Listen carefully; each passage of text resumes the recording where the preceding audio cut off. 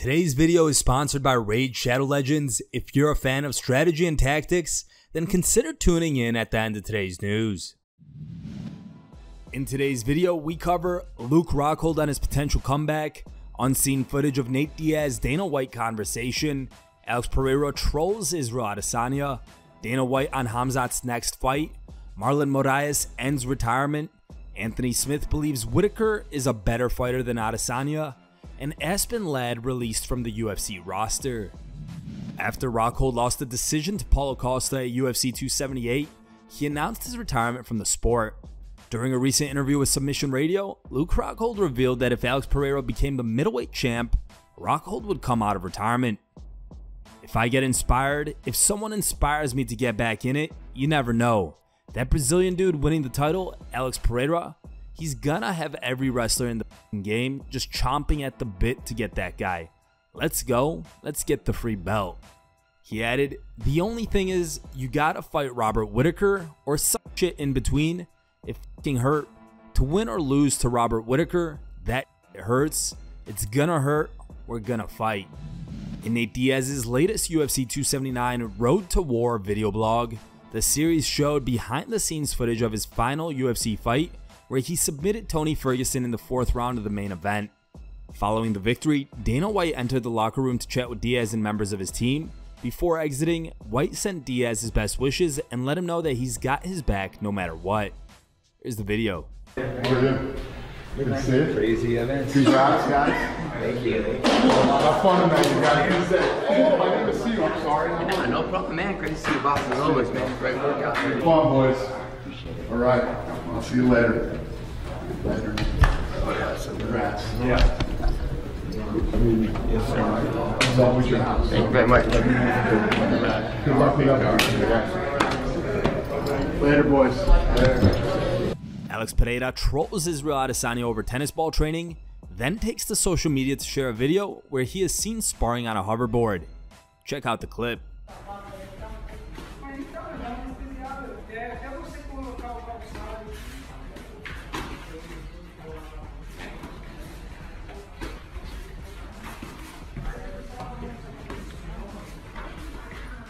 He captioned the post by writing, "Training with tennis ball is easy. I want to see boxing training on top of a hoverboard."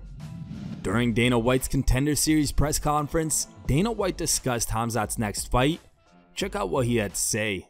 You mentioned Khamzat and how talented he was and what potential fights there are for him. I think people have been talking about Paulo Costa and stuff like that. Is that one you're looking at, or what sort of names are we expecting Khamzat?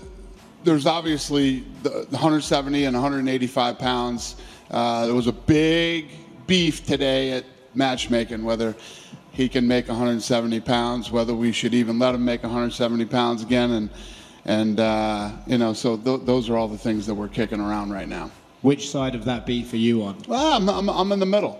I'm in the middle. I'm in the what does he want to do? Where does he want to be, and what does he want to do? Does he want to make 170 and go for the title at 170, or does he want to go to 185 and go for the title there? Marlon Moraes ends retirement to face Shane Burgos in PFL finale card. Marlon Moraes is officially returning from retirement to ink a deal with PFL, and he already has his first opponent. Moraes is expected to clash with fellow UFC veteran Shane Burgos in a featured featherweight fight on the upcoming PFL finale card that will likely take place in November, although no exact date has been determined yet. The Brazilian will come back less than 6 months after he announced his retirement from the sport, following 4 consecutive losses in the UFC. Prior to a 1-5 run in his last 6 fights, Moraes was a terror in the bantamweight division, racking up 4 straight wins including knockouts over Aljamain Sterling and Jimmy Rivera. As for Burgos, he's currently riding a 2-fight win streak after beating Charles Jourdain and Billy Quarantillo in back-to-back fights before leaving the UFC. Moraes vs. Burgos will join the PFL finale card that will also feature championship bouts across every division in the promotion, with the winners all earning a $1 million prize. Anthony Smith believes Robert Whittaker is the best middleweight in MMA. Speaking on SiriusXM, Smith said that despite the fact that Israel Adesanya beat Whittaker twice, he still thinks that the Aussie is the better fighter. I do not think that Robert Whittaker is the second best middleweight in MMA. I think he is the best middleweight. Plot twist. I think skill set wise, he is better almost everywhere than Israel Adesanya. I think Israel is more effective in some of the things that he does. I think that stylistically, though, there's just sometimes there's those guys that are just kind of your kryptonite. But if you just break down, I think their skill sets versus the other one, I do think Robert Whittaker's better. I really, really, truly believe that. Like, I've watched them both several times live in person. And I don't think he beats him a third time in the third fight. But I don't think that Israel is the better fighter than he is. It's weird, right? It doesn't come along that often like that, like those kind of scenarios. The UFC parts ways with Aspen Ladd following her latest weight miss. The 27-year-old California native has been out of action since her bout with Raquel Pennington in April at UFC 273. She was set to face off with Sarah McCann earlier this month at UFC Vegas 60. However, the bout was called off after weigh-ins due to Ladd being over by 2 pounds. McCann refused to fight her as a result. This is the third time in Aspen's professional career that she has missed weight. Here's what Dana White had to say. She's a great kid. She's a really nice person, and you know, it's never fun when you have somebody who's actually talented. She's a talented fighter, but part of the job is making weight.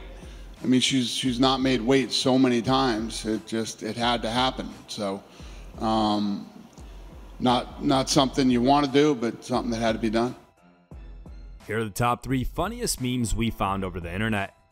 Third place was found over Facebook and was posted by a user named Search.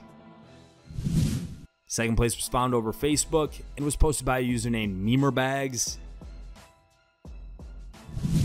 And our top pick was also found over Facebook and was posted by a user named Hans van de Beek.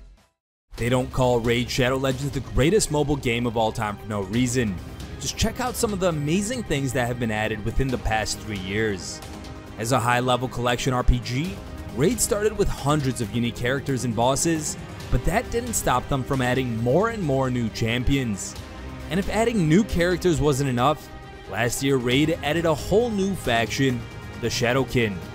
So, if you're feeling bold and brave, grab your battle axe, assemble your clan, and prepare to take on the countless challenges that await, like the Hydra. This month, Raid added a giant new feature called Awakening, along with a new dungeon called the Iron Twins Fortress. But wait, here's the big news. Raid has just released a superpowered legendary version of everybody's favorite champion, Death Knight. And the best part is, everyone can get him for free just by logging in. All you have to do is log in and play Raid for 7 days between now and October 27th, and you'll add Ultimate Death Knight to your collection. You can also use DK Rise's promo code for a bunch of free items to instantly level your new strongest champion all the way to level 50. Click the link below, scan our QR code, and you'll be gifted loot and bonuses worth $30, including a free epic champion, Aina, and a bunch of rewards.